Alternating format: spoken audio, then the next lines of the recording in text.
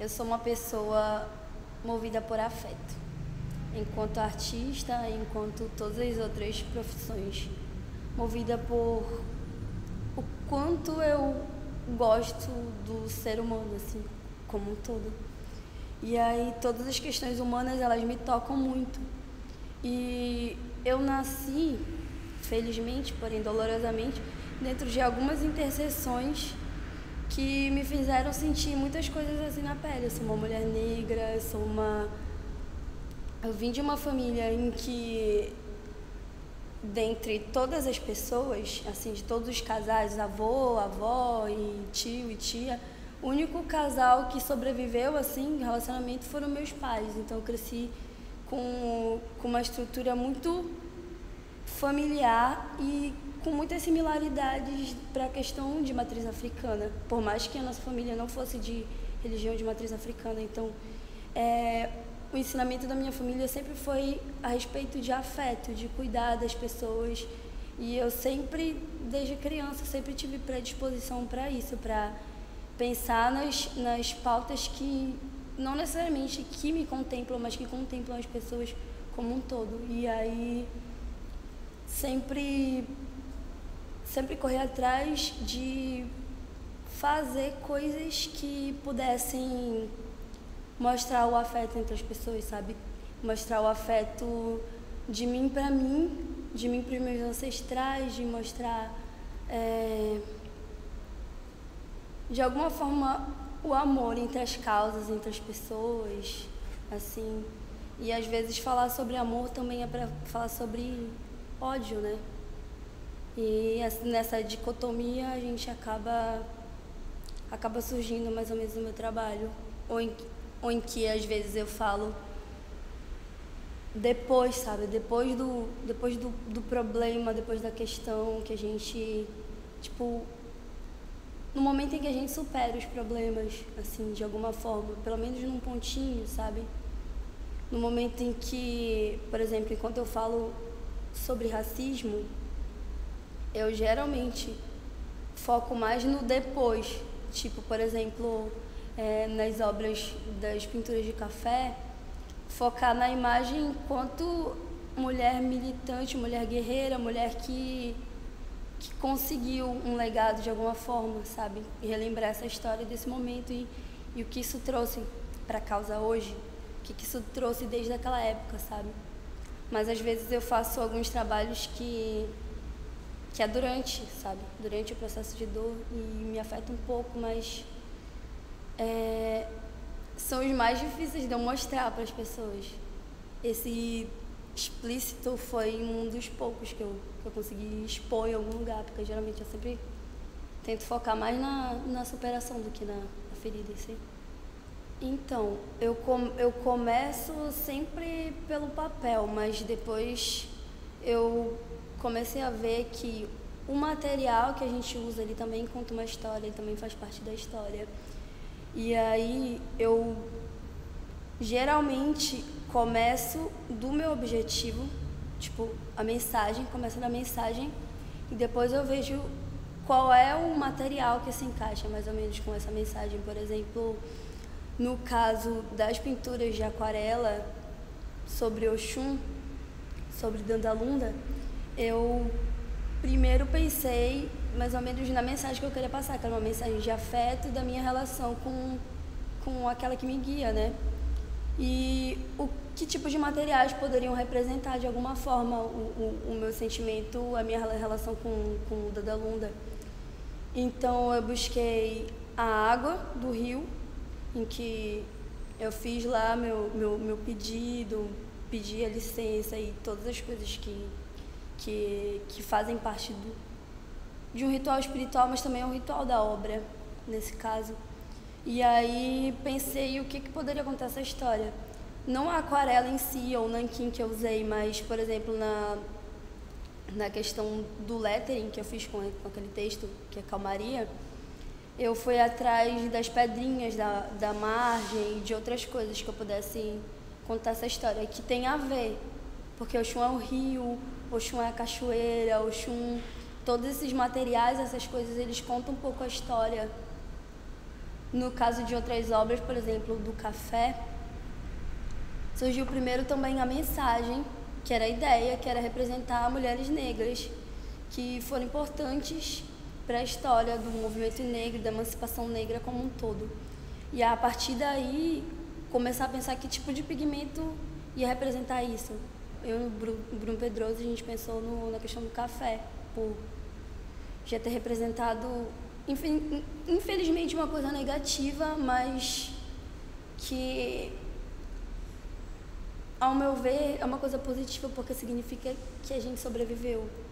Apesar de todos os problemas, a gente está aqui graças ao sofrimento dessas mulheres, dos nossos antepassados como um todo. Então, sempre eu tento pensar na mensagem, no objetivo, e aí depois eu penso nos materiais. A gente começa a fazer as experimentações. Então, eu senti a necessidade de retratar também, na verdade, meu outro guia, né, meu tupé de cabeça, que é Oxóssi, que em Angola é Congo-Bila. E daí eu comecei a ver o que podia representar. Ele é o pai das matas, né? E aí, por isso eu comecei a fazer um trabalho de experimentação com folhas de vários tipos de árvore, ver qual a diferença de pigmentação de cada uma delas. E também experimentar os solventes, outro tipo de coisas assim, tipo com álcool, água, ou com a seivazinha da árvore. E misturar os materiais, assim, mas os materiais que conversem um pouquinho com a mensagem que eu queria passar. Então, eu acredito que a pessoa negra, ela tá sempre falando sobre negritude, mesmo quando ela não tá falando de forma direta. Assim, então, se uma menina negra escreve sobre romance, ela tá falando sobre a realidade de uma menina negra escrevendo sobre romance. Assim, de forma mais direta, eu acho que sempre foi, de certa forma. Então, mas eu acho que talvez ela tenha se avigorado mais com um processo de consciência racial, não de consciência de que eu sou negra, mas de consciência de tudo que embarca a ser negra, assim, de todas as questões, que é uma coisa que a gente vai sempre descobrindo ao longo da vida. Não é infelizmente, não é um pacote fechado. A gente vai descobrindo que certas coisas, elas não são por acaso, e a gente já sabe, só que a gente torna uma consciência visível, assim. Por uma questão de eu ser de uma família de pessoas negras que têm pelo menos um mínimo de consciência racial, a gente sempre tem orgulho de saber que nós somos pessoas negras e que não é moreno, é negro. Então, a questão da negritude, ela sempre foi uma pauta para mim que tá atrelada com o meu jeito de ser, assim, como artista não poderia deixar de passar, porque, por exemplo, enquanto pessoa negra, tu nunca deixa de ser pessoa negra. Enquanto mulher negra, tu não é só mulher e tu também não é só negra, tu é sempre uma mulher negra. Então, a temática racial, ela tá sempre presente no meu trabalho desde sempre. Eu acho que a pessoa negra, em qualquer espaço que ela estiver, vai ser revolucionário. E qualquer atitude que tu questionar o sistema, de alguma forma, isso já se torna revolucionário. Eu acho que aplicando na questão da arte, ela só se torna revolucionário se a gente tiver um conjunto de ações que façam com que o público também seja negro, não só as obras, entende? Que a gente consiga trazer mais pessoas negras para a arte, que elas também possam se entender como artistas, possam se interessar assim por isso, vendo, tipo, que as crianças negras entrem num espaço de galeria e elas almejem, caso elas queiram, vejam que elas são capazes. Assim, eu acho que caso haja uma naturalização, que isso seja mais comum, né, as pessoas negras em galerias também, se isso for mais comum, tiver uma questão de união de ações, tanto da própria galeria quanto dos artistas, e a gente se unir para trazer mais o público para cá e também trazer as obras daqui para o espaço em que as pessoas frequentam, tipo, ter esse intercâmbio, eu acho que isso se tornaria revolucionário, entende? Tipo, modificar realmente o público. As obras aqui ou lá no Guamá, em cada lugar que a gente conseguir expor, ela tem um significado diferente.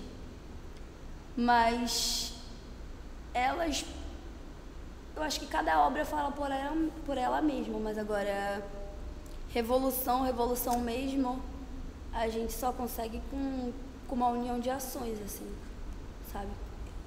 Tanto do espaço, quanto dos artistas e quanto também de empenho da comunidade, de alguma forma, se a gente conseguir envolver enquanto artista a comunidade.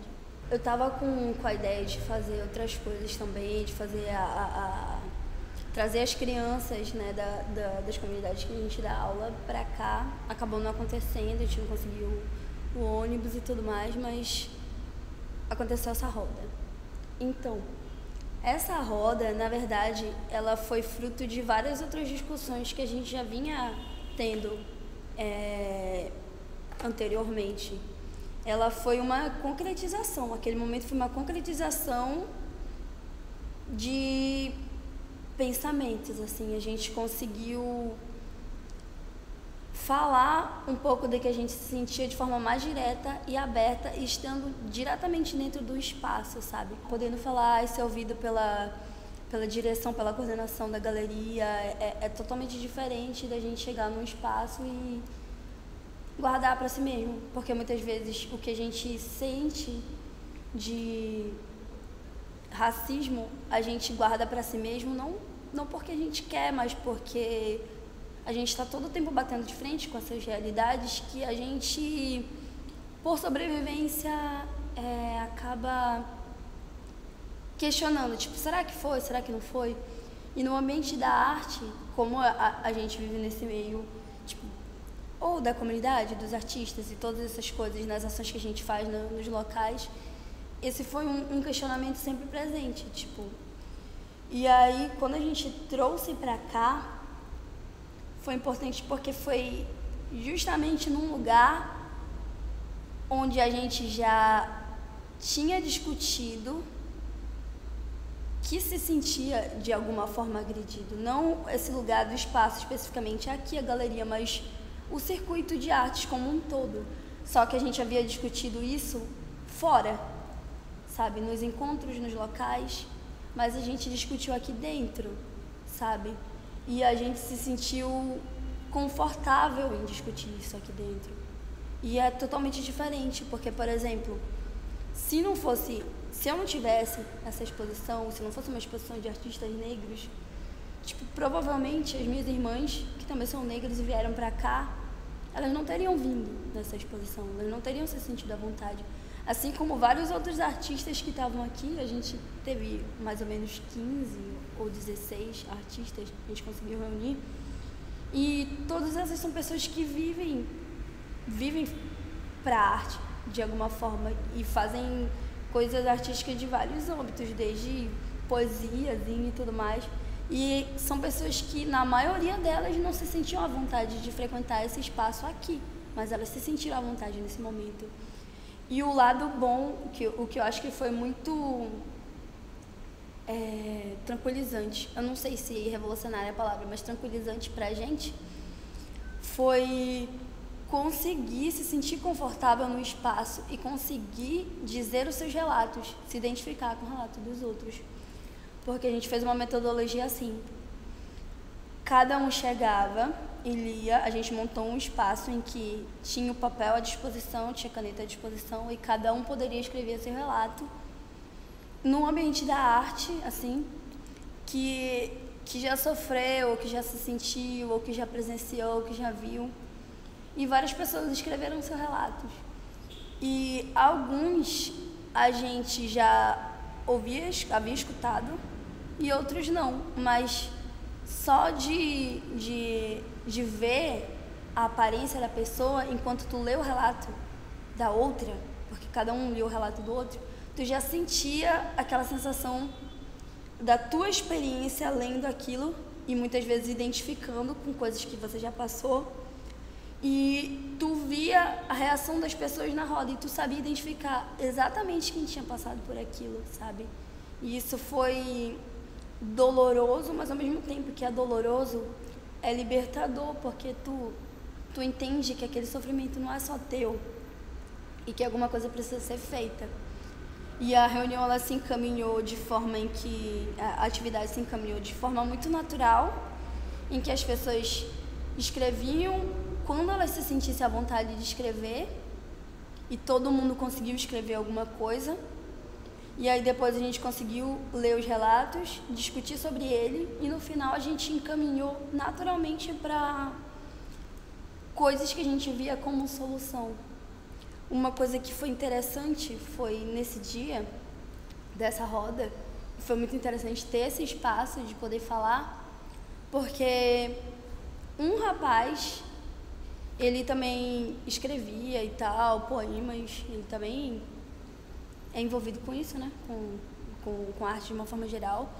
E ele veio visitar a exposição e ele deu para perceber que ele saiu daqui com uma outra visão, assim, inclusive sobre a própria vivência dele. E aí, tipo, a gente se tocar com as nossas falas, conhecendo o outro é uma coisa, e a gente se tocar com as falas sem conhecer a outra pessoa, eu acho que já é de alguma forma uma revolução, sabe? Você plantou a semente na cabeça de uma outra pessoa e ao mesmo tempo as pessoas se sentiram à vontade para falar, até aquelas que não nos conheciam, sabe? Até aquelas que nos conheciam. Então a gente atingiu o objetivo de deixar as pessoas negras à vontade em um ambiente de arte. Eu acho que a primeira frase é: você é bom, você é um artista, e repita isso para si mesmo 1000 vezes até você acreditar, porque de fato você é. E isso que eu falo são coisas que eu falo para mim, e ao mesmo tempo eu sei que é difícil, falar. Eu acho que o principal conselho depois desse é: faz as coisas e tenta do teu jeito, nos teus espaços. Não sei, eu acho que as pessoas negras, elas são muito puxadas para baixo. Eu acho não, a gente é puxado para trás sempre, em todas as áreas da vida, seja artística, seja qual for a área que a gente trabalha, a gente sempre é puxado para trás, mas isso nem faz sentido, já que a gente é sempre obrigada a ser pelo menos 2 vezes melhor. Então, na verdade, a gente está na frente e as pessoas fazem acreditar que a gente está atrás. Eu acho que quem está iniciando ou querendo iniciar num circuito, eu acho que o principal ponto para começar é agir em rede. Assim, se fortalecer enquanto pessoa negra e fortalecer os seus. Tipo, fortalecer e a gente criar uma relação em que eu te incentivo, você me incentiva, e a gente conseguir construir nos nossos espaços, e seja qual for outro espaço que chamem a gente, se a gente quiser ir, sabe? Eu acho que a questão é: você não vai se tornar um artista, você já é um artista. A questão é a gente conseguir lidar com toda a baixa estima que colocam na gente, porque essa baixa estima não é nossa.